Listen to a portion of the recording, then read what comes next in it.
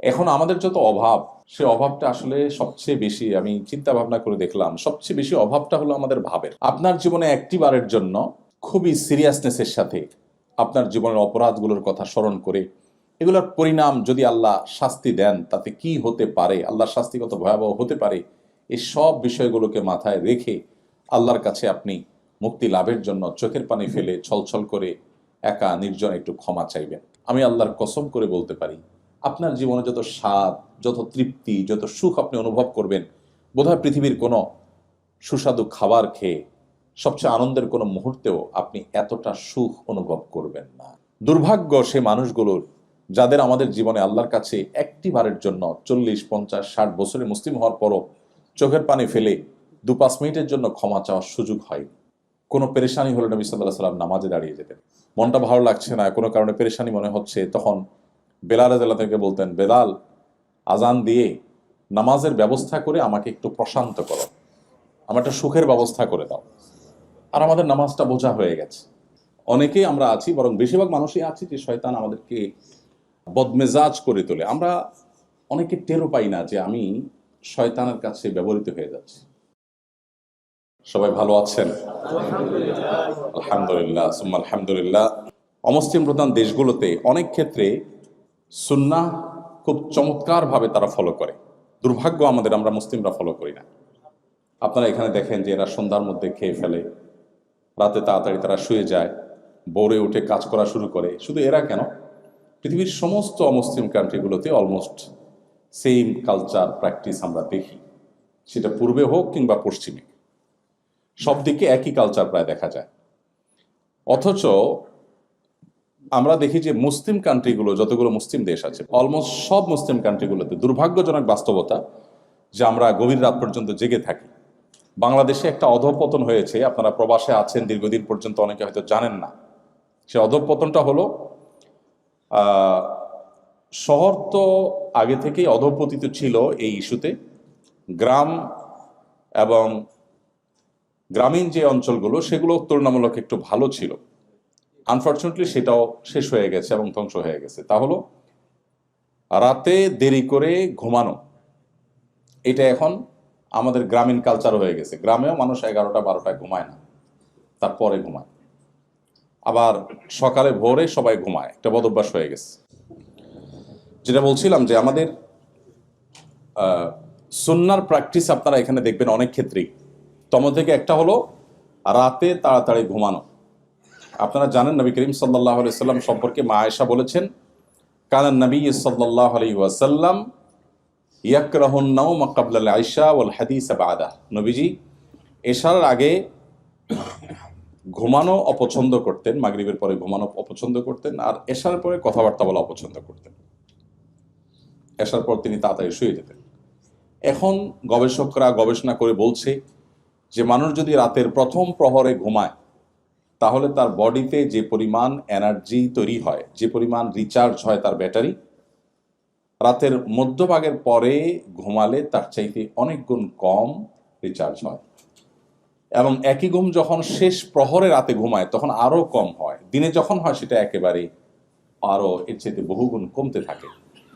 তাহলে নবী করিম সাল্লাল্লাহু আলাইহি সাল্লাম যখন বলেছেন, তখন বিজ্ঞান এই আবিষ্কার, এই গবেষণার ফল আমাদেরকে দিতে পারে নাই, বা বিজ্ঞানের এই উন্নতি তখন ঘটেনি, কিন্তু সুন্নাহ তখন সাহাবীরা মেনেছেন, তার সুফল তারা পেয়েছেন।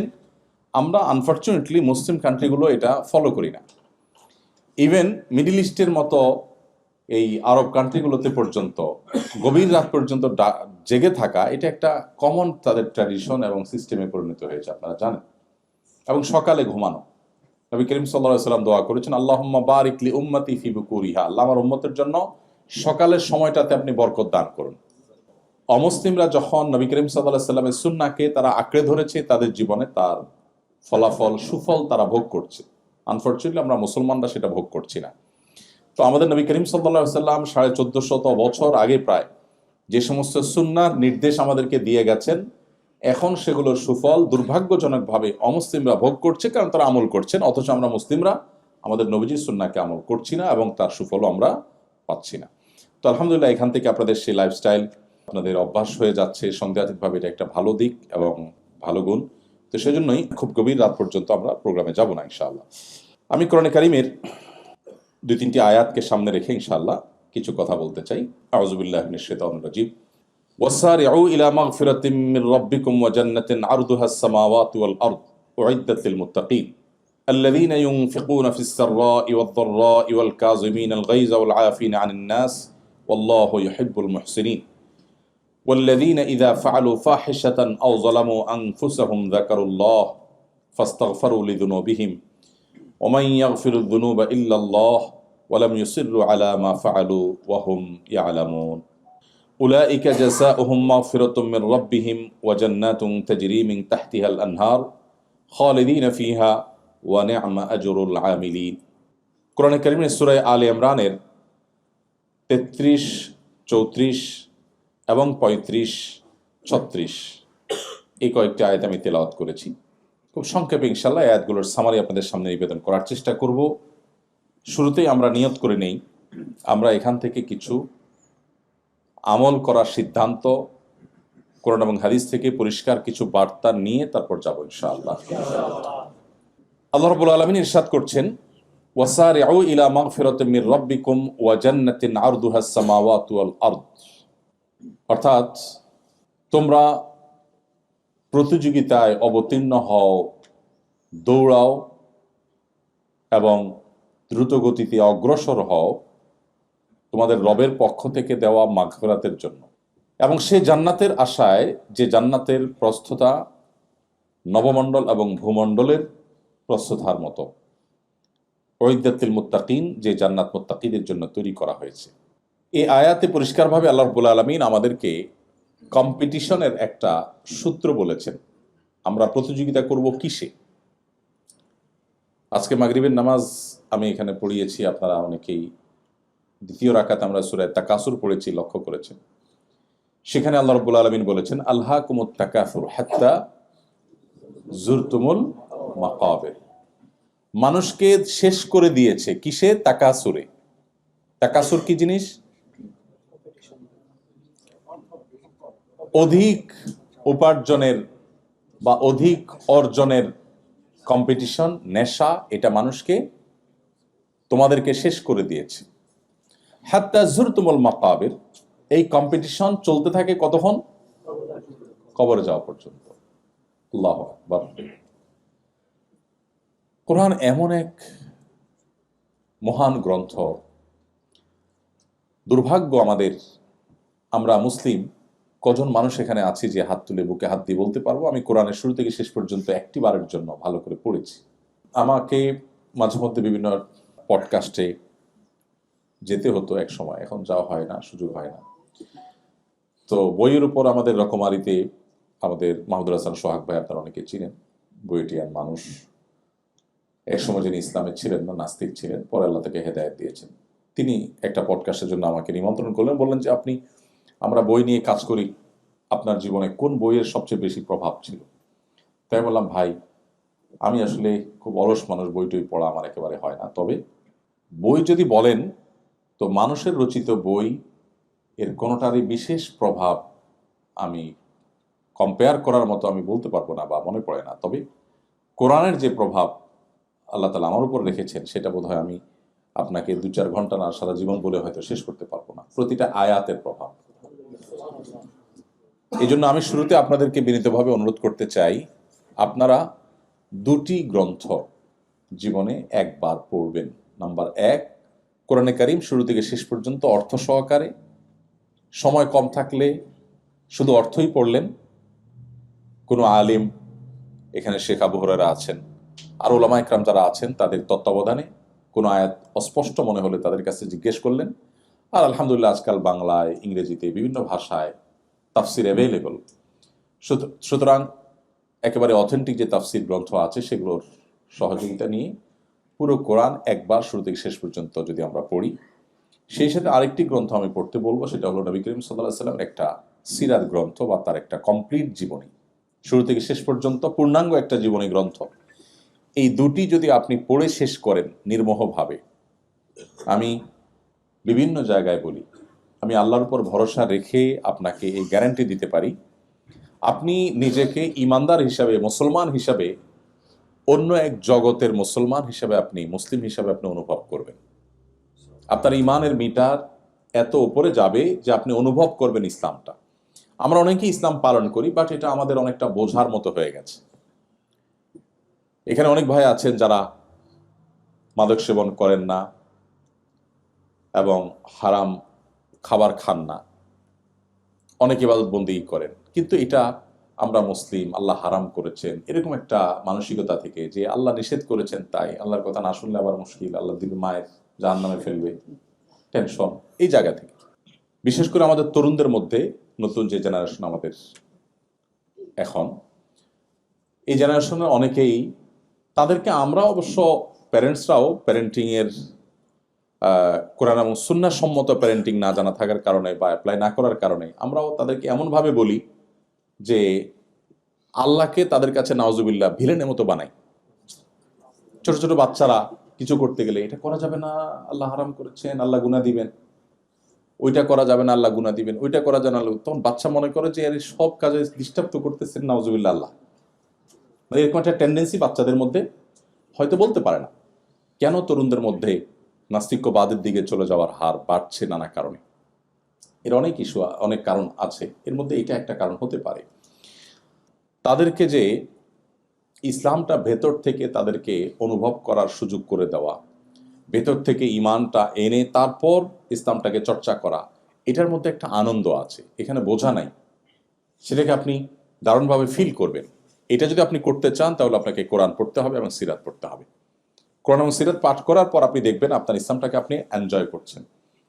আপনার কাছে তখন কষ্ট হবে না, আপনার কাছে তখন অনেক আনন্দ হবে, অনেক সুখ অনুভব হবে। সাহাবা ইকরাম তাদের অবস্থা কি ছিল? খোদ নবী করিম সাল্লাল্লাহু আলাইহি সাল্লাম তিনি বলতেন, আরিহনা বিহা ইয়া বেলাল, কানা ইজা হাজাবাহু আমরুন ফাজা ইলা সালাহ। কোনো পেরেশানি হলে নবী সাল্লাল্লাহু আলাইহি সাল্লাম নামাজে দাঁড়িয়ে যেতেন। মনটা ভালো লাগছে না, কোনো কারণে পেরেশানি মনে হচ্ছে, তখন বেলাল রাদিয়াল্লাহু তাআলাকে বলতেন, বেলাল আজান দিয়ে নামাজের ব্যবস্থা করে আমাকে একটু প্রশান্ত করো, আমার একটা সুখের ব্যবস্থা করে দাও। আর আমাদের নামাজটা বোঝা হয়ে গেছে, আমাদের ইবাদতবন্দি বোঝা হয়ে গেছে, কারণ আমরা ইসলামটাকে সেভাবে শিখে জেনে বুঝে মুসলমান না। বিশেষ করে আমরা যারা বাংলাদেশে জন্মগ্রহণ করেছি বা মুসলিমের ঘরে জন্মগ্রহণ করেছি, আমরা সবাই মুসলিম বাই বর্ন বা মুসলিম বাই চান্স, বাপ মা মুসলমান তাই আমরা মুসলমান হয়ে গেছি। তো এই জন্য কোরআনে কারীমের আয়াতগুলো যখন আমরা অর্থ সহকারে বুঝে পড়ব, তো আমাদের বাস্তবতার সাথে যখন সেটাকে আমরা মেলাবো, দেখব যে এটা আসলে কোনো মানুষের গ্রন্থ না, কোনো মানুষ দ্বারা এগুলো সম্ভব না। সেজন্য আমি শুরুতে আপনাদের প্রতি উদাত্ত আহ্বান রাখলাম যে কোরআনে কারীম অর্থ সহকারে একটি কমপ্লিট সিরাত গ্রন্থ কমপক্ষে আমরা একটিবার শুরু থেকে শেষ পর্যন্ত পড়ে শেষ করব, এবং ভালো হয় ফ্যামিলিতে গ্রুপ স্টাডি করা গেলে। আমি জার্মানির বার্লিনে আমাদের কিছু ভাইদেরকে পেয়েছি, দারুল ইসলাম নামে একটা সংগঠনের অধীনে তারা কাজ করেন। 40-45 জন মেম্বার, তারা অলমোস্ট সবাই পিএইচডি হোল্ডার, সবাই বেশ ভালো ভালো অবস্থানে সেখানে আছেন। তো আমি তাদের জিজ্ঞেস করলাম আপনাদের দিনই মোটিভেশন, আমাকে সেখানে নেওয়ার জন্য তারা অনেক দিন চেষ্টা, শেষ পর্যন্ত সাকসেস। বললাম যে সিক্রেটটা কি? তোরা বললেন সিক্রেট হলো কোরআন। আমরা আজ বহু বছর আগে থেকে কয়েক বন্ধু মিলে আমরা গ্রুপ স্টাডি করতাম কোরআন, সেখান থেকে হতে হতে আজকে আমাদের কাজ আজকে বিশাল মহিরু আকার ধারণ করেছে। তো আপনার ইমানের জন্য প্রতিকূল পরিবেশে যদি আপনার ইমানের আইডেন্টিটিকে আপনি ধরে রাখতে চান, তো কোরআন আপনার সবচেয়ে বড় সহায়ক হবে ইনশাআল্লাহ। তো সবাই কোরআন বুঝে পড়বো তো ইনশাআল্লাহ। আমি সবাইকে বিনীতভাবে অনুরোধটি করলাম।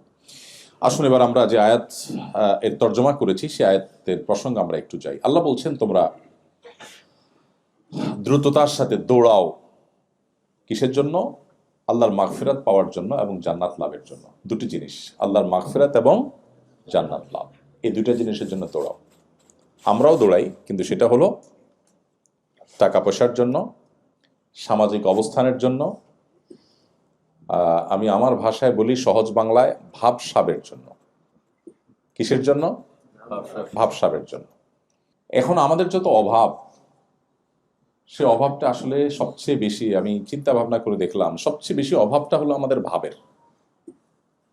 অভাবটা কিসের? ভাবের অভাব। আমি ভাব নিতে না পারলে আমার কষ্ট লাগে, যে আমার প্রতিবেশী সে 2টা বাড়ি কিনে ফেলেছে, আমি এখন একটাও কিনতে পারলাম না। অভাবটা বাড়ির না, অভাবটা কিসের? ভাবের।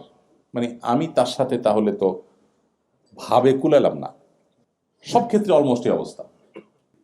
আমাদের মা বোনরা নিশ্চয়ই শুনছেন আমাকে। প্রবাসীদের মধ্যে খাওয়ানো এটা দেশের চেয়ে একটু বেশি হয়। কাজকাম তো কম, আত্মীয় স্বজন নাই, মা নাই, বাপ নাই, ভাই নাই, বোন নাই, কারে খাওয়াবে? আমরা তো দেশে সারা দিন আত্মীয় স্বজন এর খেদমত আলহামদুলিল্লাহ করার সুযোগ, আপনাদের সেই সুযোগ তো নাই। তো কি করবেন? দুধের স্বাদ গোলদি মিটা, প্রতিবেশী অমুকরে তমুকরে। এটা দরকার আছে, বরং এটা আমাদের ইমানে আইডেন্টিটি বাঁচাবার জন্য এই সার্কেল মেনটেন করা এবং এই বিনোদনটা দরকার আছে, আমি এটাকে অ্যাপ্রিসিয়েট করি। কিন্তু যেটা অ্যাপ্রিসিয়েট করি না সেটা হলো এই আয়োজনের নাম দিয়ে যে ভাবসাবের কম্পিটিশন হয়, সেটাকে। কোনো ভাবির বাসা খেয়ে আসছেন 15 আইটেম, তা আপনার অন্তত ওইটা ক্রস করতেই হবে, 16 করতে হবে, তাই না? অসুস্থ কম্পিটিশন, ইমানদার সুলভ কম্পিটিশন না। এটা আমাদের আদর্শের সাথে, আমাদের ইমানের সাথে যায় না, কিন্তু আমরা এটা করি। এটার বাহ্যিক লেয়ার বা বাহিরের রূপটা হয় খুব বিনয়ের সাথে, ভেতরের রূপটা পুরোটাই অহংকারে ভরা। উপরের প্রলেপটা কিসের? বিনয়ের প্রলেপ। কিরকম বিনয়ের প্রলেপ? মনে করেন 15 পদ করলেন, করার পর মেহমানরে খাইতে দিলেন, মেহমানরে খাইতে বসায়া এরপরে আপনার ভাবসাবের আসল রূপ জাহির করা শুরু হয়। বলেন যে ভাই আসলে আমার বাজার থেকে হাঁস আনার কথা ছিল, হঠাৎ ডিউটির চাপ পড়ে গেছে, পারলাম না, হাঁসটা মিস হয়ে গেছে। আপনার ভাবি আরো 2টা ভর্তা করার কথা ছিল, অমুক অমুক ভর্তা, হঠাৎ করে একটু ঝামেলা হলো, পারলো না। এটার বাহ্যিক রূপ হলো বিনয়, যে হে মেহমান সাহেব, আপনার আরো খেদমত করা দরকার ছিল, বাট আমরা পারলাম না, এটা আমাদের ত্রুটি। কিন্তু এর ভেতরের রূপটা হলো অহংকার। সেটা হলো, এটার আসল তর্জমা হলো, এই কথার আসল অনুবাদ হলো যে মেহমান, তুমি যে 15 পদ খাচ্ছ, তুমি মাইন্ড ইট, আমাদের ক্ষমতা ইচ্ছে অনেক বেশি। আমি 16 পদ তোমাকে খাওয়াইতে পারতাম, জাস্ট ঝামেলা আসছে দেখে, নাহলে দেখতা তুমি। তোমার ভাবি আরো 2 পদ দিত, জাস্ট ঝামেলা আসছে জন্য পারে নাই। আমরা ইচ্ছে অনেক বেশি পারি, তুমি কি মনে করছো? এটারে তুমি বেশি মনে করো না, আমাদের ক্ষমতা এর চাইতে আরো বেশি। এটা হলো এটার অনুবাদ। তাহলে দিন শেষে কম্পিটিশনটা কিসের? ভাবের। ইমানদার ভাবের কম্পিটিশন করবে না। আল্লাহ তাআলা এই আয়াতে ইমানদারের কম্পিটিশনের আইটেম বলে দিয়েছেন। কম্পিটিশন হবে আল্লাহর মাগফিরাত আদায়ের জন্য, কম্পিটিশন হবে জান্নাত লাভের জন্য। ভাইরা আমার, বস্তুবাদের মধ্যে হাবুডুবু খাচ্ছি, ভোগবাদ আমাদেরকে গ্রাস করে ফেলেছে চতুর্দিক থেকে আষ্টে পৃষ্ঠে, যার কারণে আমাদের আসল লক্ষ্য, জীবনের টার্গেট, সেটা দূরে সরে যাচ্ছে, আমরা সেখান থেকে সরে যাচ্ছি। শয়তান আমাদেরকে জীবনের অগুরুত্বপূর্ণ বিষয়গুলোকে আমাদের কাছে সবচেয়ে গুরুত্বপূর্ণ করে তুলেছে। এই জন্য প্রয়োজন হলো পুরো পরিবারের সিদ্ধান্ত গ্রহণ করা। কম্পিটিশন আমরা সবাই করব, কিসের জন্য? আমাদের লক্ষ্য, গোল কি হবে, সেটা আমাদের ফ্যামিলির প্রত্যেকে বসে ডিসাইড করতে হবে। আল্লাহ তাআলা আমাদেরকে সেই নির্দেশ দিচ্ছেন যে তোমরা যদি আল্লাহর মাগফিরাত এবং জান্নাত লাভের জন্য যদি দৌড়াতে থাকো, হাঁটলে হবে না, কি করতে হবে? দৌড়াতে হবে। তার মানে সাধারণ পথ চলা হলে হবে না, দুনিয়া টুকটাক না, আখেরাত টুকটাক, আর দুনিয়া হলো ঠিকঠাক। নামাজটা কোনো মতে, জবটা একেবারে খুব গুরুত্বের সাথে। তো এটা তো দৌড়ানো না, এটা হলো হাঁটা। তো আল্লাহ তাআলা আমাদেরকে নির্দেশ করছেন যে আমরা আল্লাহর মাগফিরাতের জন্য দৌড়াই এবং জান্নাত লাভের জন্য দৌড়াই। মাগফিরাত লাভের জন্য দৌড়ানো বলতে কি বোঝায়? মাগফিরাত লাভের জন্য দৌড়ানো মানে আল্লাহর কাছে মাপ চাওয়া। পৃথিবীতে মানুষ মানুষের কাছে মাপ চাইলে ভালো ফিল হয় না খারাপ ফিল হয়? আমি কি বোঝাতে পেরেছি প্রশ্নটা?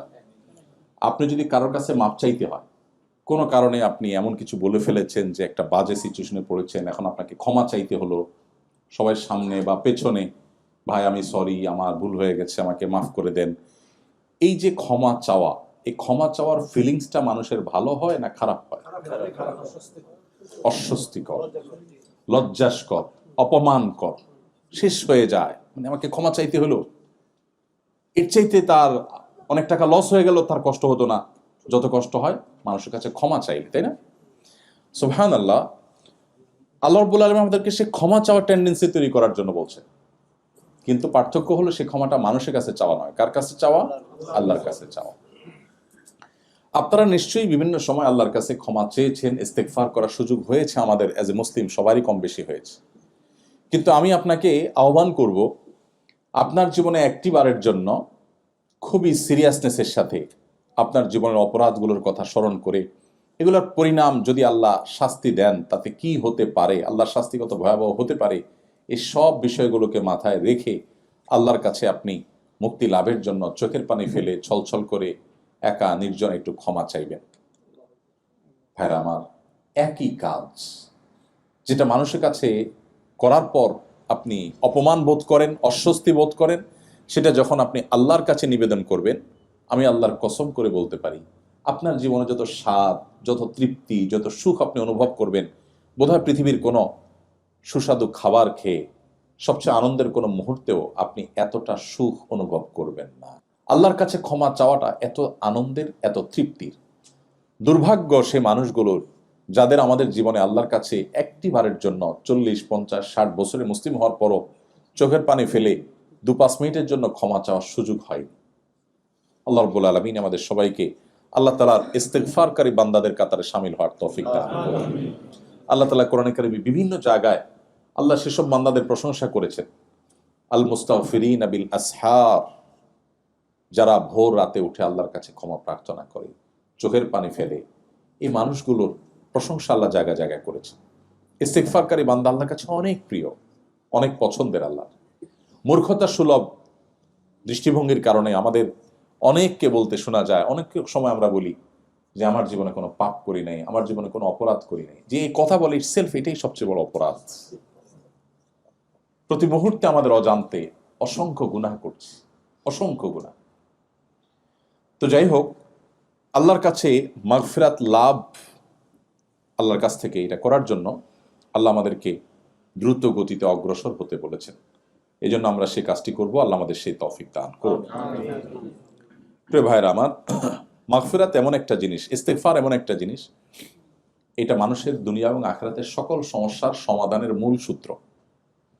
অনেক ভাই ব্রাদার, অনেক বোনেরা আমাদের কাছে জানতে চান যে ভাই খুব বিপদে পড়ে গেলে কি করব, কোন দোয়া পড়ব। আমি বলি, নবী করিম সাল্লাল্লাহু আলাইহি ওয়াসাল্লামের হাদিসের দিকে তাকালে মানুষের জীবনের সবচেয়ে কোণঠা সময়, সবচেয়ে কঠিন পরিস্থিতিতে আল্লাহর অলৌকিক সাহায্য লাভের জন্য সবচেয়ে কার্যকর আমলের নাম হলো ইস্তেগফার করা। নবী করিম সাল্লাল্লাহু আলাইহি ওয়াসাল্লামের পরিষ্কার হাদিস রয়েছে, মান লাজিমাল ইস্তেগফার, যে ব্যক্তি ইস্তেগফারকে আঁকড়ে ধরা মানে সারাক্ষণ পড়তে থাকে, এটা ছাড়ে না, জাআলাল্লাহু মিন কুল্লি হাম্মিন ফারাজা। তো ইস্তেগফার করার নির্দেশ আল্লাহ তাআলা আমাদেরকে বারবার করেছেন। ইস্তেগফারের অর্থ বুঝে আমরা ইস্তেগফার আল্লাহ তাআলার কাছে করব। সবচেয়ে উত্তম ইস্তেগফার হলো সাইয়্যিদুল ইস্তেগফার, যেটা সকাল সন্ধ্যায় এবং রাতে ঘুমানোর সময় নবী সাল্লাল্লাহু আলাইহি ওয়াসাল্লাম করতেন। আর এছাড়া যে কোনো ইস্তেগফার করতে পারি আমরা। সবচেয়ে ছোট ইস্তেগফার হলো আস্তাগফিরুল্লাহ ওয়া আতুবু ইলাইহি। আস্তাগফিরুল্লাহ, আল্লাহ আপনার কাছে আমি ক্ষমা চাই, আমি আল্লাহর কাছে ক্ষমা চাই এবং তার দিকে ধাবিত হই। তো আল্লাহ রাব্বুল আলামিন জান্নাত প্রসঙ্গে বলতে গিয়ে বলছেন, উইদ্দাত লিল মুত্তাকিন, তোমরা সেই জান্নাতের দিকেই কম্পিটিশন করতে থাকো বা দৌড়াতে থাকো, দ্রুত অগ্রসর হও, যে জান্নাত মুত্তাকিদের জন্য প্রস্তুত করা হয়েছে। ভাইরা আমার, আখিরাত প্রসঙ্গে আলোচনা আমরা খুব কম করি, আমাদের মধ্যে খুব কম হয়, যার কারণে আখিরাতের এই ঈমানের গুরুত্বপূর্ণ যে বিষয়গুলো আছে, জান্নাত, জাহান্নাম, এগুলো সম্পর্কে আমরা প্র্যাকটিসিং মুসলমানরা খুব বেশি কিছু জানি না।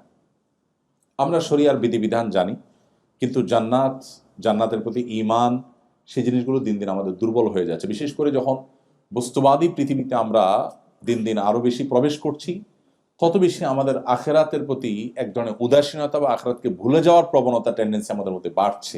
তো এই জন্য এই জান্নাত প্রসঙ্গে, জাহান্নাম প্রসঙ্গে, আখিরাত প্রসঙ্গে, হাসর প্রসঙ্গে যে সমস্ত আয়াত এবং হাদিস আছে, বিশেষ গুরুত্বের সাথে আমার ইমানের নার্সিংয়ের জন্য আমাকে সেগুলো বিশেষভাবে তেলাওয়াত করতে হবে, পড়তে হবে, তাতে নতুন করে আমার ইমানের স্বাদ আমি পাবো। তো আল্লাহ রাব্বুল আলামিন মুত্তাকিদের বৈশিষ্ট্য বলতে গিয়ে বলছেন জান্নাত মুত্তাকিদের জন্য প্রস্তুত করা হয়েছে। এখানে একটা গুরুত্বপূর্ণ বার্তা আছে যে মুত্তাকিদের জন্য জান্নাত। জান্নাত কাদের জন্য? মুত্তাকিদের জন্য। মুত্তাকিদের জন্যই আল্লাহ তাআলা জান্নাত প্রস্তুত করেছেন। কোরআন সম্পর্কে আল্লাহ বলেছেন হুদাল লিল মুত্তাকিন, একেবারে শুরুর দিকে সূরা বাকারা, আলিফ লাম মিম যালিকাল কিতাব লা রাইবা ফি হুদাল লিল মুত্তাকিন। এই কোরআন গাইড করবে কাকে? মুত্তাকিকে। যে তাকে অবলম্বন করতে চায় তাকেই গাইড করবে, সবাই এখান থেকে গাইডলাইন পাবে না।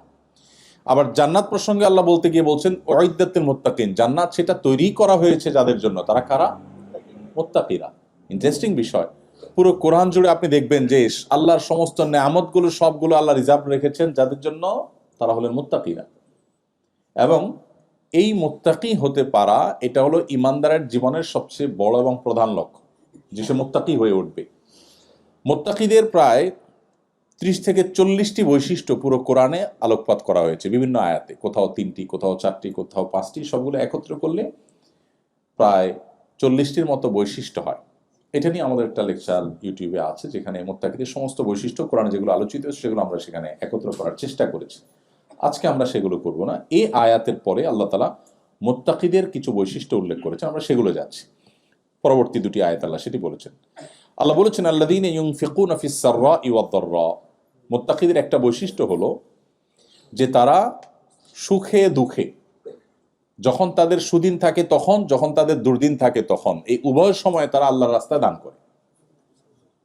এটা মুত্তাকিদের একটা বৈশিষ্ট্য। আমরা অনেকেই আছি সুদিনে দান করি, আবার অনেকে আছে দুর্দিনে দান করি। কিছু লোক আছে দিন খারাপ হলে তখন টুকটাক কিছু দান সাদেকা করে, ভালো হলে তখন সে আল্লাহকে আর স্মরণ রাখতে চায় না। যখন যারা ক্ষমতায় থাকে তারা কেউ আমাদের কাছে, হুজুরদের কাছে আসে না। যখন ক্ষমতা থেকে নেমে যায় সব সিরিয়াল ধরে, হুজুর এটা দোয়া করেন। হ্যাঁ, সব সময় এই অবস্থা। অনেক তরুণ আমার কাছে সিভি দেয়, ভাই একটা চাকরি দিয়ে। তো ভাই আমি তো কোনো ইন্ডাস্ট্রির মালিক না, কেমন চাকরি দিব? বলছে ভাই কত ব্যবসায়ী আছে আপনাদের সাথে পরিচয় আছে, একটু দেখেন। তা আমি বলি যুবক আসেন বসেন, আমাদের সাথে অনেক ব্যবসায়ীর পরিচয় আছে ঠিক আছে, কিন্তু ব্যবসায়ীরা আমাদের কাছে সুদিনে আসে না। যখন ধরা খেয়ে দেউলিয়া হওয়ার দশা হয় তখন আসে, হুজুর একটু পানি পড়া দেন, দোয়া দেন। যখন সুদিন আসে তখন হুজুর দেখার সময় তার হাতে আর থাকে না, তখন সে দূরে দূরে থাকে। তো মুত্তাকির বৈশিষ্ট্য হলো সে সুদিনে দুর্দিনে সর্বাবস্থা আল্লাহর রাহে দান করবে। তার কষ্ট আছে, কষ্ট থাকলে সেই অনুপাতে কম করে দান করবে, কিন্তু তখনও সে করবে। 2 নম্বর বৈশিষ্ট্য হলো ওয়াল কাযিমিন আল গাইজ, যারা রাগ সংবরণ করতে পারে। কঠিন একটা বিষয়।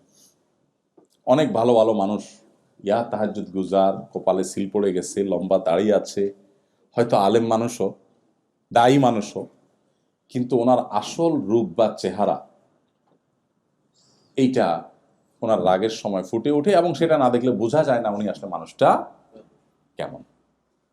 আল্লাহ রাব্বুল আলামিন মুত্তাকিদের বৈশিষ্ট্য বলতে গিয়ে বলেছেন জান্নাত যে মুত্তাকিদের জন্য, সে মুত্তাকিদের বৈশিষ্ট্যের মধ্য থেকে দ্বিতীয় গুণ হলো তারা নিজেদের ক্রোধকে সংবরণ করতে পারে।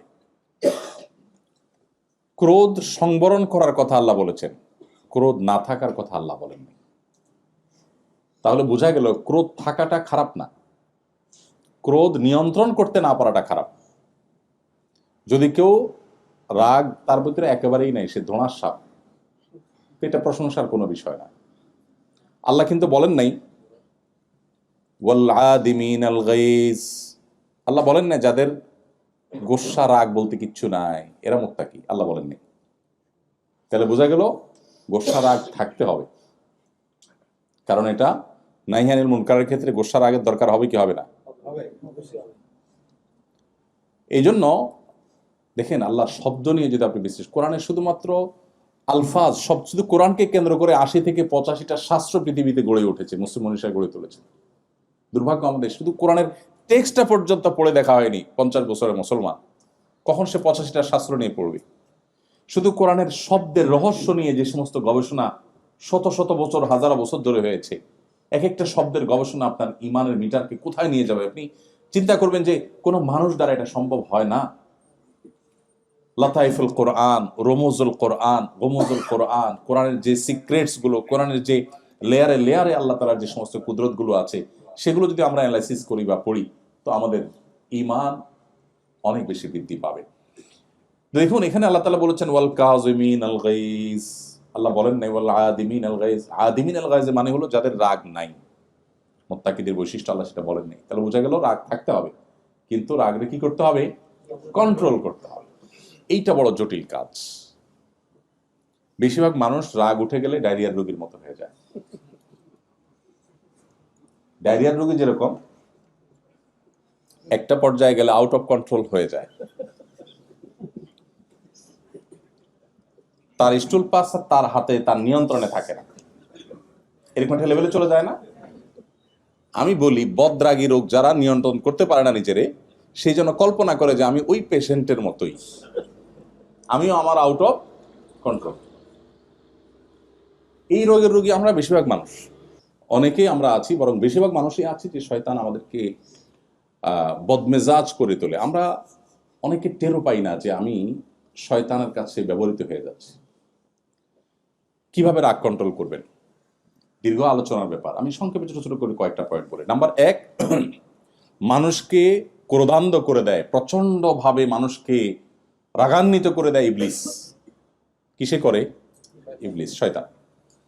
তো এই জন্য শয়তানের কাছ থেকে আল্লাহর কাছ থেকে পানা চাওয়া। যখন রাগ উঠবে, মনে হবে যে আমি এখন বোধহয় নিয়ন্ত্রণ হারিয়ে ফেলছি, আমি বোধহয় এমন কিছু বলে ফেলবো যেটাও মানে আমাকে অস্বস্তিতে ফেলবে বা আমাকে মুখ ছোট করে দিবে, তখন আল্লাহর কাছে শয়তান থেকে পানা চাওয়া, আউযু বিল্লাহি মিনাশ শাইতানির রাজিম পাঠ করা।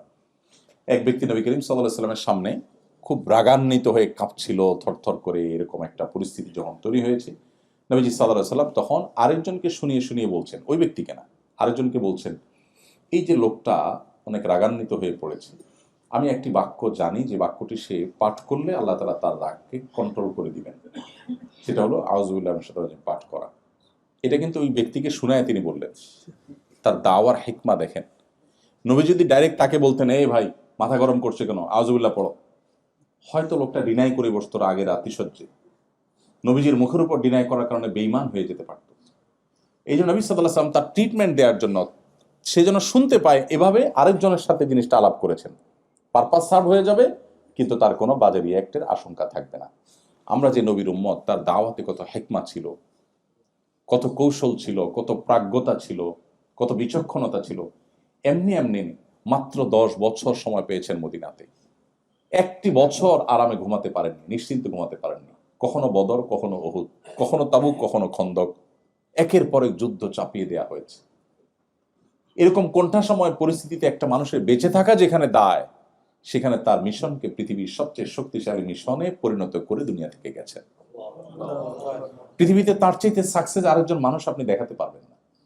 10 বছরে তো আমরা আমাদের সংসারের অবস্থাই পরিবর্তন করতে পারি। আপনারা অনেকে আছেন 20 বছর হয়ে গেছে, এখনো গোছায় উঠতে পারেন। 10 বছরে বিশ্ব মানবতার মোড় ঘুরিয়ে দিয়ে তারপর চলে গেছে, সাকসেস হয়েছে। এই মানুষটি আল্লাহ রাব্বুল আলামিন তাকে যে বিচক্ষণতা দিয়েছেন, তাকে যে হিকমা দিয়েছেন, সেটা কোরআনের প্রতি শব্দে শব্দে তার হিকমার আলোচনা রয়েছে। এই জন্য নবীজির সম্পর্কে তার সহধর্মিনী আমাদের মা আয়েশা রাদিয়াল্লাহু তাআলা আনহা বলেছেন, কানা খুলুকুল কোরআন, নবীজির চরিত্র ছিল কোরআন। তো এখানে নবী সাল্লাল্লাহু আলাইহি ওয়াসাল্লাম যখন দেখলেন ওরা রাগান্বিত হয়েছে, তিনি সরাসরি তাকে না বলে তিনি বললেন, আমি একটা বাক্য জানি যেটা বললে তার রাগ প্রশমিত হয়ে যাবে। তার রাগ প্রশমিত হয়ে গেছে। আপনারা এও জানেন, বারবার শুনেছেন যে নবীজি যখন সোসাইটিতে কোনো ভায়োলেশন দেখতেন, কোনো শরিয়া বিরোধী কাজ দেখতেন, আল্লাহর বিধানের পরিপন্থী কিছু দেখতেন কোনো ব্যক্তি বিশেষের মধ্যে, তাকে বললে হয়তো তিনি লজ্জায় পড়ে যাবেন, আনইজি ফিল করবেন, নবীজি মিম্বরে উঠে বলতেন, আমার কি হলো, কিছু লোককে দেখি তারা এরকম এরকম কাজ করে যেটা করা উচিত নয়। তাতে যাকে তিনি সংশোধন করতে চাইতেন তিনি সংশোধিত হয়ে যেতেন, আবার তিনি কারোর সামনে লজ্জার মুখেও পড়তেন না। তো এইভাবে আমাদের প্রিয় নবী সাল্লাল্লাহু আলাইহি ওয়াসাল্লাম তার দ্বীনকে প্রতিষ্ঠিত করবার জন্য, তার দ্বীনকে জিন্দা করবার জন্য, আমাদের আত্মশুদ্ধির জন্য তিনি বহুমুখী চেষ্টা করেছেন।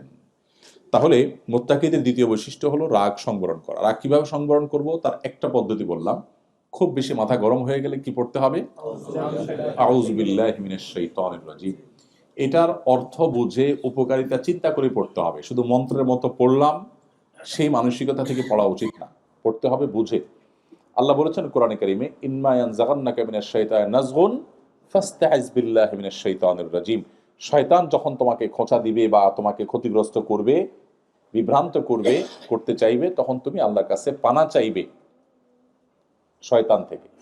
তাহলে শয়তান থেকে যখনই আশ্রয় চাইবো, আল্লাহ আমাদের রাগ সংবরণ করবে। এখন মুশকিল হলো লজিকের দুনিয়া, লজিক পাগল এই পৃথিবীতে। এখন সবকিছুতে সায়েন্সের উন্নতি অগ্রগতি, আমাদের সবকিছুতে লজিক লাগে। এখন প্রশ্ন হলো, রাগ উঠছে আমার, মাথা গরম হয়ে গেছে, আউযুবিল্লাহ পড়লে দূর হয়ে যাবে, কেমন কথা? আমরা তো ট্যাবলেট খাইলে অসুখ ভালো হয়, কোরআন পড়লে ভালো হয়ে যাবে, এটা তো আমাদের বুঝে আসে না, তাই না? এখন ভয়েস কমান্ডের যুগ, মোবাইল ভয়েসে কাজ হয়, সেটা তো অনেক পুরান। গাড়ি ভয়েস কমান্ডে গাড়ি চলে, সেটাও পুরান হয়ে গেছে। এখন আরো লেটেস্ট জিনিস চলে আসছে। এখন তো আপনার এসি লাগবে, সুইচ টিপ দেওয়া তো দূরের কথা, হাই এসি, এসিকে আপনি লক করে বলবেন তুমি স্টার্ট হও, বন্ধ হও, সেটাও করার দিন পুরান হয়ে গেছে। এখন লেটেস্ট কি? লেটেস্ট হলো আপনি গরম ফিল করছেন, অটোমেটিক এসি চলবে। আপনি ঠান্ডা ফিল করছেন, এসি বন্ধ হবে। তো আমি যদি মোবাইলকে যদি বলি হাই শ্রী কল অমুক, আমার এই কথা যদি মোবাইল শুনে এবং যদি অ্যাকশন হয়, তো আল্লাহর কালাম পড়ে যখন আমি বলবো তখন কেন অ্যাকশন হবে না? মানুষ যেটা না বুঝে ওটা তার কাছে ইলজিক্যাল মনে হয়, যেটা না বুঝে সেটা তার কাছে লজিক। আসলে এই লজিকের সংজ্ঞাটা কি, এটা আরেক দীর্ঘ আলোচনার বিষয়। আজ থেকে যখন 200 বছর আগে বিদ্যুৎ ছিল না, তখনকার একজন মানুষ, তাকে যদি বলা হতো যে ভাই ওয়ালের এই জায়গাটাতে এই জিনিসটাকে সুইচ বলে, এটা টিপ দিলে লাইট জ্বলবে, এটা 200 বছর আগে যদি মানুষকে বলা হতো, তাহলে তার কাছে এই কথাটা কি লজিক্যাল ছিল না ইলজিক্যাল ছিল? ইলজিক্যাল ছিল না। আরে মাথা খারাপ নাকি, এখানে টিপ দিলে লাইট জ্বলতে যাবে কেন? এখন সেটা কি লজিক্যাল না ইলজিক্যাল? লজিক্যাল। আগামী 500 বছর পরে যে আবিষ্কারটা হবে, যেটা এখনো হয়নি, সেটা এখন আমাদের কাছে কেউ বললে আমাদের কাছে মনে হবে ইলজিক্যাল, কারণ আমি জানি না সেটা। তো এই যদি হয় মানুষের টেকনোলজির অবস্থা, তো আল্লাহ রাব্বুল আলামিন আখিরাতে, কিয়ামতে তার যে মহাসৃষ্টির যে জগৎ, সিক্রেটস, যেটা আমরা জানি না, সেই জগতের কোনো বিষয় যদি আমার বুঝে না আসে, আমি যদি বলি না এটা তো বুঝে আসে না, আমি কেন মানবো? এইটা হবে একেবারেই অজ্ঞতা সুলভ অ্যাপ্রোচ। তো আউযুবিল্লাহ পড়লে রাগ প্রশমিত হয়, নবী সাল্লাল্লাহু আলাইহি ওয়াসাল্লাম এই হাদিসের উপর আমরা আমল করব। 1। 2 নম্বর হলো, রাগ প্রশমিত হওয়ার জন্য নবী সাল্লাল্লাহু আলাইহি ওয়াসাল্লাম বলেছেন অবস্থার পরিবর্তন করতে। এটা একেবারে হাতে নাতে আমরা দেখতে পাবো। দাঁড়ানো অবস্থার রাগান্বিত হয়ে গেলে বসে যাওয়া, বসা অবস্থার রাগান্বিত হলে শুয়ে যাওয়া, এবং আরো একটা কার্যকর উপায় হলো স্থান ত্যাগ করা। আপনার এখন রাগ উঠছে, এখান থেকে আপনি সরে যান, আপনি 1 ঘন্টা পরে আসেন, দেখবেন রাগ আগের যে ইয়েতে ছিল, মানে স্পিড যেটা ছিল ওইটা আর নাই। আমি বিশেষ করে, আপনারা তো সবাই এখানে ম্যাক্সিমাম মানুষ ফ্যামিলি নিয়ে আসছেন, স্টুডেন্ট যারা আছে তারা হয়তো ফ্যামিলি নিয়ে আসবে। আমি মিডল ইস্টে যারা থাকে প্রবাসী বা মালয়েশিয়াতে, এই সমস্ত প্রবাসীদের মধ্যে কথা বললে বলি ভাই, আমি বহু প্রবাসীকে দেখছি মোবাইলে, সেই তখনকার কথা 2009-10 সালে কথা বলতেছি, যে মোবাইলে আপনার রিচার্জ করে বউয়ের সাথে ঝগড়া শুরু করে।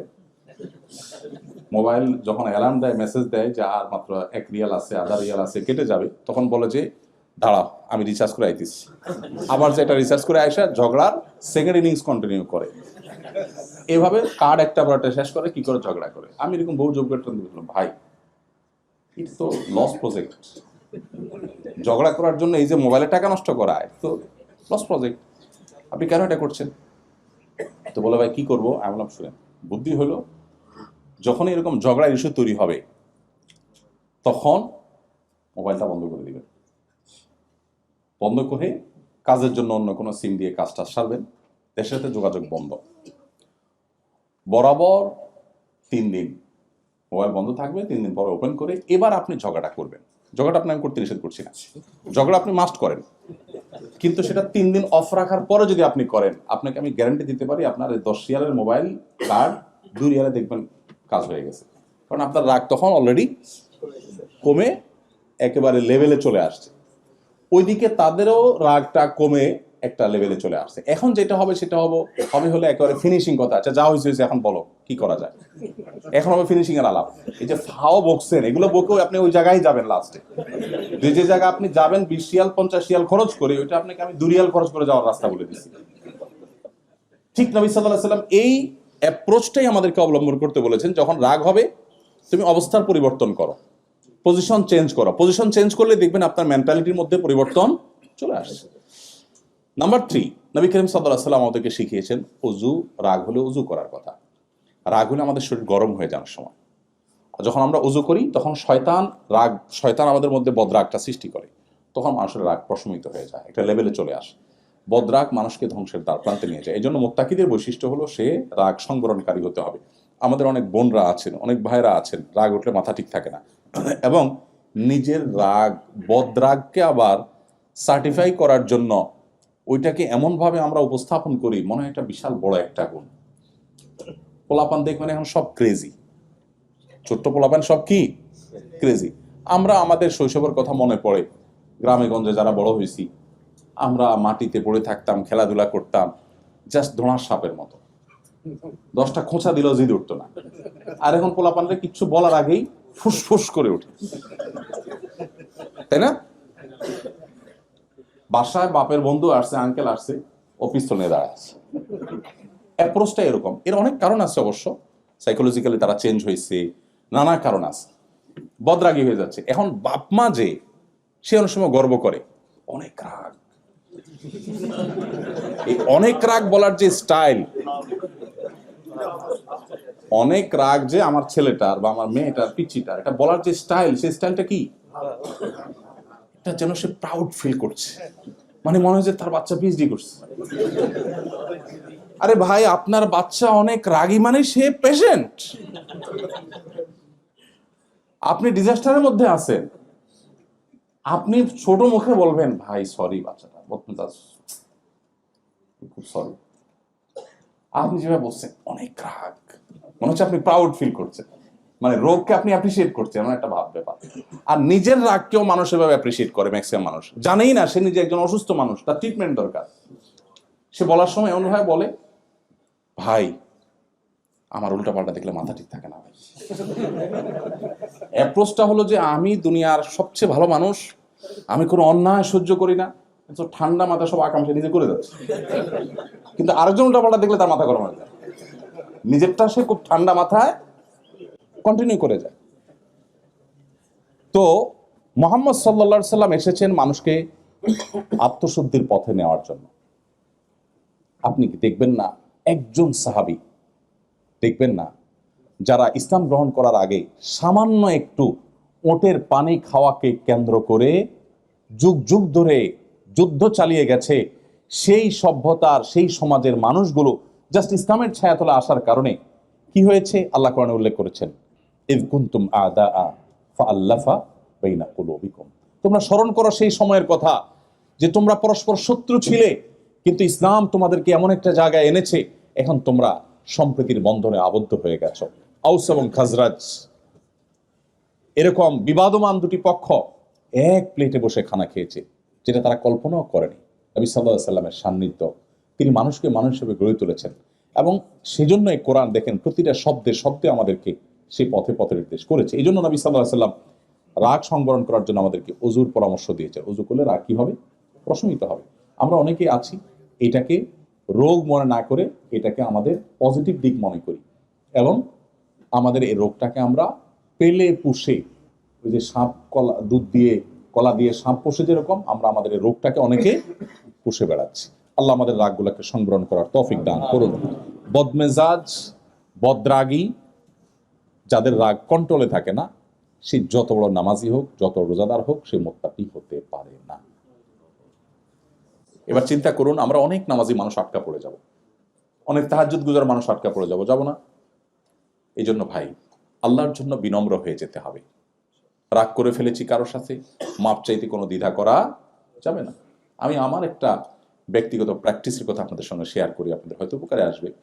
কখনো পারিবারিকভাবে হয়তো বাবার সামনে মায়ের সামনে একটু জোরে কথা বলা হয়ে গেছে, হয়তো আমার ছেলে মেয়েরা ছিল, হয়তো স্ত্রী ছিলেন, হয়তো পারিবারিক একান্ত গুরুত্বপূর্ণ কোনো ডিসিশন মেক করতে গিয়ে হয়েছে। যদি আমি ফিল করি যে আমার আওয়াজটা একটু জোরে হয়ে গেছে, বাবা মার সাথে বেয়াদবি হয়ে গেছে, তখন আমি আর দেরি করি না।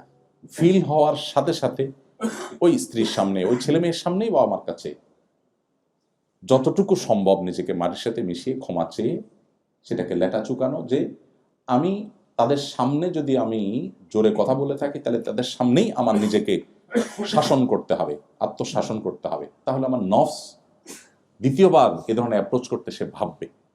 তো এই জন্য ভাই, মুত্তাকিদের এই বৈশিষ্ট্যটা অর্জন করা অনেক কঠিন। আমি জানি প্রথম যেটা বলেছি সুখে দুঃখে দান করা, এটা অনেকে আমরা হয়তো করতে পারবো, কিন্তু সেকেন্ড পয়েন্টটা এটা এত ইজি না।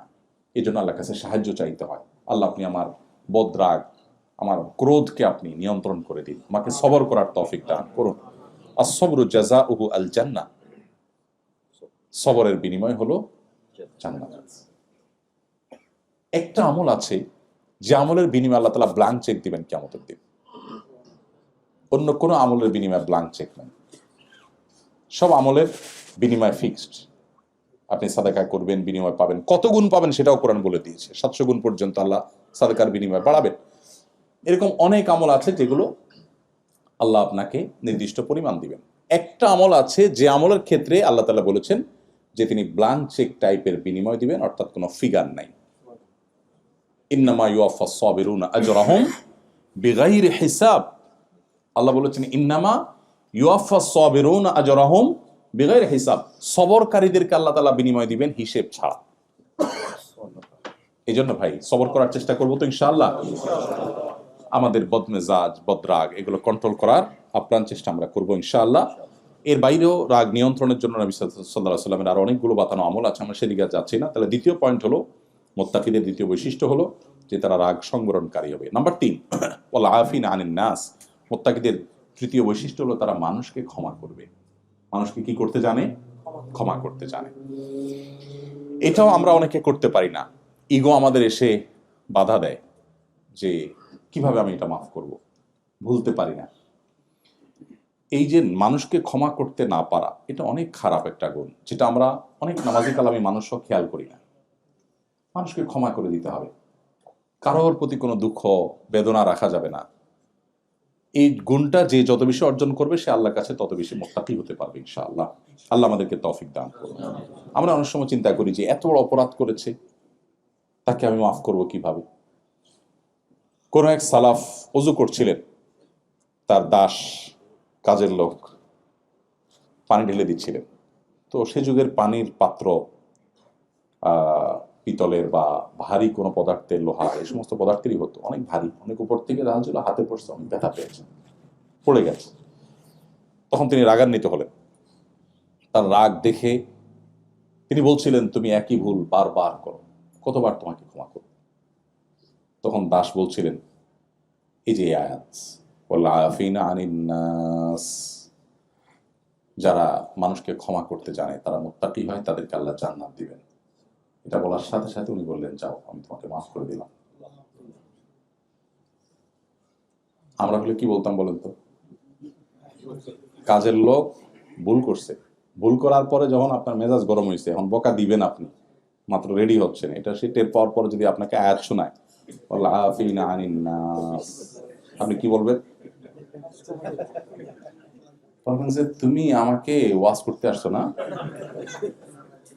আয়াত বলার জায়গা পাও নাই। হ্যাঁ, দেখেন আমাদের পূর্বশরীর, আমরা যাদের সন্তান, তারা আল্লাহর নির্দেশ আসার পর আর কিচ্ছু চিন্তা করতেন না, আমার ক্ষমা দরকার আল্লাহর কাছ থেকে, এতটা ব্যাকুল এবং মরিয়া ছিলেন তারা।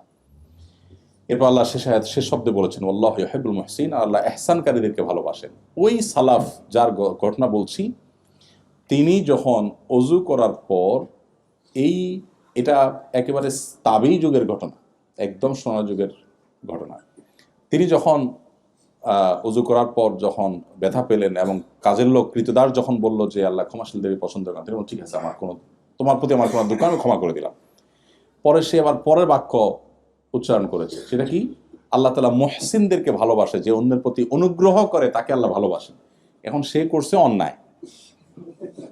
অন্যায় করে ক্ষমা তো পাইছে, এবার আয়াতের পরের অংশ আবার শুনে দিছে যে আল্লাহ কিন্তু অনুগ্রহকারীকে ভালোবাসেন। তার মানে এখন তুমি আমার অনুগ্রহ করো।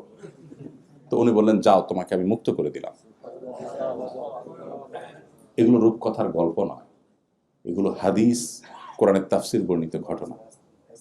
আমরা তাদের সন্তান, তাদের উত্তরসূরি আমরা, যাদের কাছে কোরআনের আয়াতের নির্দেশ আসার পর তারা ডান বাম ভাবতেন না। সে যুগে একটা কৃতদাস আজাদ করা, মুক্ত করা, আর এ যুগে একটা মার্সিডিজ গাড়ি কাউকে হাদিয়া করা অলমোস্ট এক জিনিস। এত দামি অ্যাসেট ছিল সে যুগে, এটা দান করে দিলেন, চাইলে বিক্রি করতে পারতেন। কেন? যে আমি চাই আল্লাহ আমাকে মুত্তাকিদের কাতারে শামিল করুন। কত বৈশিষ্ট্যের কথা আমরা শুনি কোরআনে, আমরা যখন আয়াত পড়ি কত মুত্তাকিদের বৈশিষ্ট্য আছে আমরা খেয়ালও করি না। একটা বৈশিষ্ট্য অ্যাচিভ করার জন্য এই মুহূর্তের মধ্যে এত বড় বড় স্যাক্রিফাইস তারা করেছেন। এমনি এমনি গোটা পৃথিবী তাদের পায়ের নিচে আসে নাই, এমনি এমনি গোটা পৃথিবী তারা শাসন করেন, এমনি এমনি তারা গোটা পৃথিবীর নেতৃত্বের আসনে আসেন নাই। তাদেরকে কোরআনের যোগ্যতায় তারা যোগ্য করে তুলেছেন। আজ কোরআন একদিকে, আমরা আরেক দিকে। কিছু লেবাস আছে, 2-4 রাকাত নামাজ কালাম পড়ি, নিজেকে অনেক ভালো মুসলমান মনে করি। তাকওয়া এক জগতে, আমরা আরেক জগতে। আল্লাহ আমাদের সবাইকে মুত্তাকিদের ইমাম হওয়ার তৌফিক দান।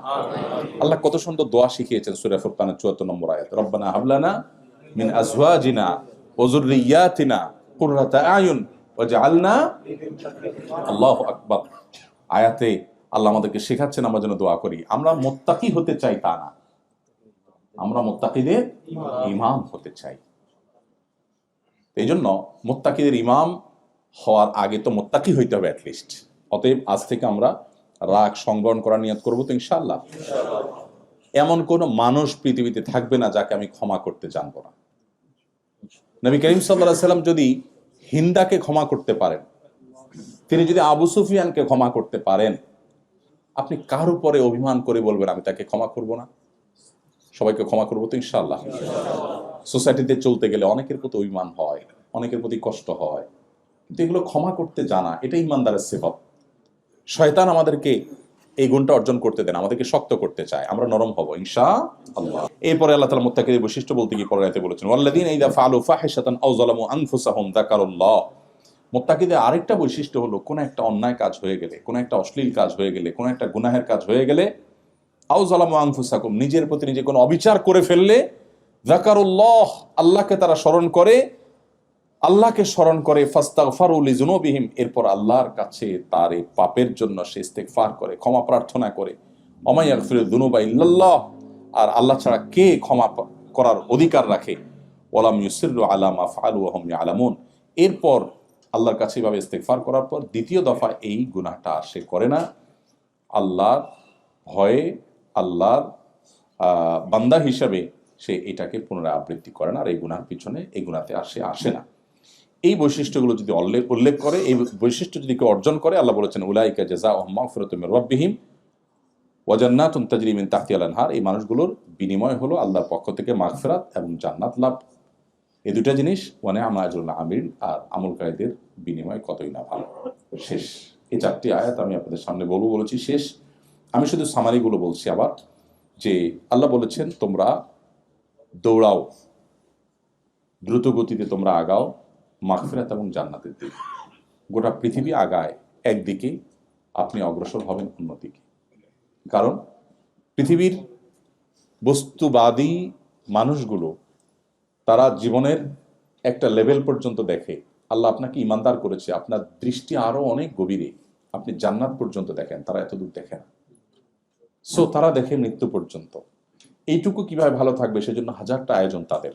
আপনার এত আয়োজন এখানে নাই, তাতে আপনার দুঃখ নেই, কারণ আপনার তো দৃষ্টি আরো অনেক দূরে।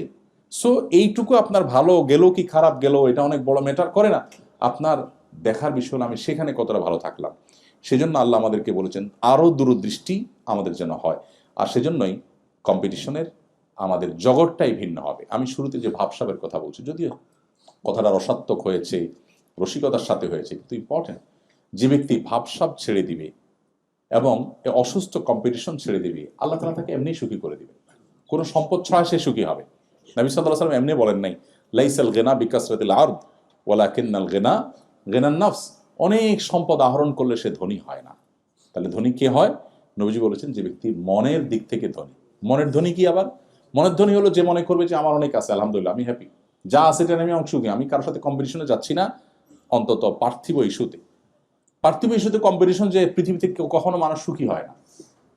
আপনি যার সাথে কম্পিটিশন করবেন তার সমান হয়ে গেলেন, এরপরে দেখবেন তার চেয়ে ডাবল আরেকজন, এবার কি করবেন? আমি গতকালকে গল্পচ্ছলে বলছিলাম, আমাদের এক ভাই টাঙ্গাইল বাড়ি, সৌদি আরবে ড্রাইভিং প্রফেশনে কাজ করেন, একজন সাধারণ মানুষ, কিন্তু একটা অসাধারণ কথা বলেছেন। উনি বলেছেন যে আমার বাবা আমাকে বলল যে বাবা, আমাদের পাশের জমিটা বিক্রি হবে, জানি তোমার বেতন কম, ড্রাইভিং প্রফেশনে কাজ করো, মিডল ইস্টে অল্প টাকা পাও, কিন্তু বাবা পাশের জমিটা না নিলে তো হয় না, এটা নিতে হবে। আরেকজন এসে নিয়ে ফেললে কেমন হয় নিজের পাশের জমি? তো উনি বললেন যে ভাই, আমাকে বললেন যে ভাই, আমি আব্বাকে বললাম যে আব্বা, কষ্ট করে ধার দেনা করে পাশের জমি এটা নিলাম, তুমি টেনশন করিও না, কিন্তু পাশ তো শেষ হবে না বাবা, জমির তো আরো 3টা পাশ আছে। এক পাশের জমি আমি নিলাম, নিলে পাশ আরো 3টা থাকবে। ইভেন যেটা আমি নিলাম এটা নেয়ার পর এটারও আবার পাশ, মানে 3টা হবে ভুল, এটা নেয়ার পর পর তো আবার 4টে হয়ে যাবে, এটারও তো আবার পাশ আছে। তো আমি আজকে এই পাশেরটা নিলাম, কালকে ওই পাশেরটা নিব, ওইটা নেয়ার পর আবার ওইটার আবার পাশ হবে, তো এটার তো কোনো এন্ডিং হবে না বাবা। তুমি বরং আমাকে একটা লিমিটেশন দিয়ে দাও যে এই পর্যন্ত আমরা নেব, এরপর আর নেব না, তাহলে আমি ট্রাই দিই। তা না হলে তুমি এইভাবে আমাকে, দুনিয়াটা আল্লাহ তাআলা এরকম একটা গর্তের মতো করে দিয়েছেন যে এটার কোনো এন্ডিং নাই। মানুষ পাগলের মতো ছুটতে ছুটতে আল্লাহকুমুত তাকাতুর হাত্তা যুরতুল মাকাবির, একটা সময় রিয়েলাইজ হয়। দেখুন, অ্যাজ এ মুসলিম, বিশেষ করে আমাদের এখানে অনেক তরুণ বন্ধুরা আছেন, একটা বয়সে বুঝে আসবে যে আসলে জীবনের সবই ছিল মিছে, কিন্তু তখন আর জীবনের কোনো ব্যাক গিয়ার নাই, পেছনে আসার আর কোনো স্কোপ, শুধু চোখের পানি ফেলবেন, আফসোস করে আর কাজ হবে না। এই জন্য ভাই, আমাদের কম্পিটিশন হবে জান্নাত এবং আল্লাহর মাগফিরাত লাভের জন্য। চেষ্টা করা যাবে তো ইনশাআল্লাহ। মাগফিরাত লাভের জন্য চেষ্টা করলে কি লাভ হবে? দুনিয়াতে আল্লাহ তাআলা রিজিকের কষ্ট দূর করে দিবেন। আল্লাহ সূরা নূহের মধ্যে বলেছেন যে যারা ইস্তিগফার করবে তাদের কি হবে? ইউমদিদুকুম বিআমওয়ালিন ওয়া বানিন ওয়া ইয়াজআল লাকুম জান্নাতিন ওয়া ইয়াজআল লাকুম আনহারা। আল্লাহ সম্পদ সন্ততি দিয়ে সমৃদ্ধ করবেন। সো আমাদের সেদিকে যেতে হবে। সেই সাথে যখন আমরা কিছু গুণ অর্জন করব তখন সে জান্নাতের উপযোগী হতে পারবো, মুত্তাকি হতে পারবো। কি গুণগুলো? নাম্বার 1, সুখে দুঃখে সর্বাবস্থা আল্লাহ রাহে দান করা। নাম্বার 2, নিজের রাগকে সংবরণ করা, যেখানে সেখানে যে কোনো মাত্রা রাগ ছেড়ে না দেওয়া, যেখানে যতটুকু প্রয়োজন ততটুকু রাগের শুধু যথাযথ প্রয়োগ করা। নাম্বার 3, মানুষকে ক্ষমা করতে শেখা, মানুষকে ক্ষমা করতে জানা, ক্ষমা করা মানুষকে। যত মানুষ অন্যায় করুক আমি ক্ষমা করবো ইনশাআল্লাহ, আমি লস করব না, ক্ষমা করলে আমার লাভ। দেখেন, যার ইমান নাই তার সবই লস, যার ইমান আছে তার সবই লাভ। নবী করিম সাল্লাল্লাহু আলাইহি ওয়াসাল্লাম বলেছেন, আজাবান লি আমরিল মুমিন ইন্না আমরাহু কুল্লাহু খায়র। ইমানদারের পুরো জীবনটাই অদ্ভুত, সবকিছুতেই কল্যাণ। ইন আসাবাহু খায়রুন সাবারা শাকারা ফাকানা খায়রাল্লাহ। ইমানদার জীবনে কোনো ভালো কিছু অ্যাচিভ করছে, বলে আলহামদুলিল্লাহ, খুশি, আল্লাহকে ক্রেডিট দেয়, সে শুকরিয়া করে সওয়াব পায়। আবার যদি নাসাবাহু শাররুন, যদি তার জীবনে কোনো বিপদ আসে, সবারা, সে সবর করে, ফাকানা খায়রাল্লাহ, তখনও সে সওয়াব পায়। তাহলে হাতে মরলেও লাখ, বাঁচলেও লাখ, ইমানদারের সে অবস্থা। এই জন্য আল্লাহ রাব্বুল আলামিন আমাদেরকে মানুষকে ক্ষমা করতে নির্দেশ করেছেন। মানুষকে ক্ষমা করতে জানা, এটা হলো সবরের আলামত। এবং 4 নম্বর বৈশিষ্ট্য হলো, যদি কোনো গুনাহ হয়ে যায় সাথে সাথে ইস্তেগফার করা। আপনারা এখানে যে পরিবেশের মধ্যে আপনারা বড় হচ্ছেন বা জীবন পার করছেন, এখানে চতুর্দিকে চোখের গুনার হাতছানি। কতবার ইস্তেগফার করা উচিত, কতবার ইস্তেগফার করা উচিত, কত বেশি ইস্তেগফার করা উচিত, আল্লাহর সাথে বোঝাপড়াটা কত বেশি পরিষ্কার করা উচিত। আমরা একটা লাইফ এনজয় করছি, কিন্তু কোরআন যে লাইফের পথে আহ্বান করেছে সেটা আমরা এনজয় করার সুযোগ পাই নাই। আমি সেটাই আপনাদের আহ্বান করেছিলাম, আবারও সেটাই আহ্বান করছি যে প্লিজ কোরআন আমাদেরকে যেরকম লাইফ, আমাদের যে জীবন যাপন করতে বলেছে সেটাকে আমরা করতে শিখি এবং করতে জানি। আল্লাহ আমাদের সেই তৌফিক দান করুন। ইমানদারদের বা মুত্তাকিদের যে বৈশিষ্ট্য, এই বৈশিষ্ট্যগুলো আমরা অর্জন করার চেষ্টা করব এবং কোরআনকে আমরা বুঝে পড়ার চেষ্টা করব। নবী সাল্লাল্লাহু আলাইহি ওয়াসাল্লামের সিরাতের আলোকে আমাদের জীবনকে আমরা সাজাবার চেষ্টা করব, আলোকিত করার চেষ্টা করব। আল্লাহ আমাদেরকে সেই তৌফিক দান করুন।